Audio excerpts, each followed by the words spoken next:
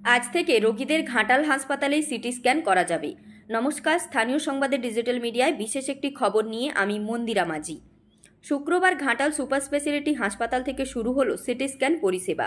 তাই এবার থেকে বিশাল টাকা খরচ করে আর বেসরকারি প্রতিষ্ঠান থেকে সিটি স্ক্যান করাতে হবে না।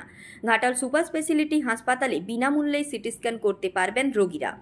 প্রায় প্রত্যেক দিনই ঘাটাল মহকুমা হাসপাতালে দুর্ঘটনায় জখম অনেক রোগীরা আসেন।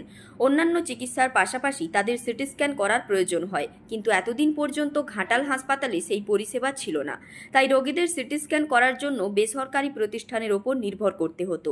সিটি স্ক্যানের জন্য খরচ হতো মোটা টাকা, কিন্তু এবার থেকে সেই সমস্যা দূর হলো। আজ শুক্রবার হাসপাতালে সিটি স্ক্যান পরিষেবা চালু করে প্রথম একজন রোগীকে পরিষেবাও দেওয়া হয় বলে জানান পশ্চিম মেদিনীপুর জেলার মুখ্য স্বাস্থ্য আধিকারিক ডাক্তার সৌম্যশঙ্কর সারেঙ্গি।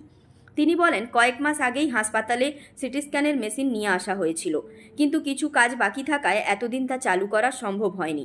আজকে মেশিনটির সমস্ত কাজ শেষ করে আজ থেকেই পরিষেবা দেওয়া চালু হয়েছে। হাসপাতালে ভর্তি হওয়া রোগীদের সম্পূর্ণ বিনামূল্যে পরিষেবা দেওয়া হলেও বাইরে থেকে আসা রোগীদের স্ক্যান করার জন্য সরকার নির্ধারিত একটি মূল্য দিতে হবে। প্রতিদিনই মেশিনটি পরিষেবা দেওয়ার জন্য চালু থাকবে। ঘাটাল হাসপাতালে সিটি স্ক্যান ইউনিটের ইনচার্জ রাজু পড়িয়া বলেন, দাসপুর কলোরার বাসিন্দা সুখদেব করের সিটি স্ক্যান করে প্রথম পরিষেবা চালু করা হয়েছে। আজ বিকেল পর্যন্ত মোট 3 জনের স্ক্যান করা হয়েছে। ঘাটাল পঞ্চায়েত সমিতির স্বাস্থ্য কর্মাধ্যক্ষ পঞ্চানন মণ্ডল বলেন, 12ই মার্চ 2024 ওই সিটি স্ক্যানটির আনুষ্ঠানিক উদ্বোধন করেছিলেন রাজ্যের মুখ্যমন্ত্রী মমতা বন্দ্যোপাধ্যায়। তিনি ওই দিন ভার্চুয়ালি উদ্বোধন করেন। বহুদিনের অপেক্ষার পর হাসপাতালে এই পরিষেবা চালু হওয়ায় খুশি হয়েছেন রোগীরাও। ঘাটাল মহকুমার সমস্ত খবরের আপডেট পেতে চোখ রাখুন স্থানীয় সংবাদের ডিজিটাল মিডিয়ায়।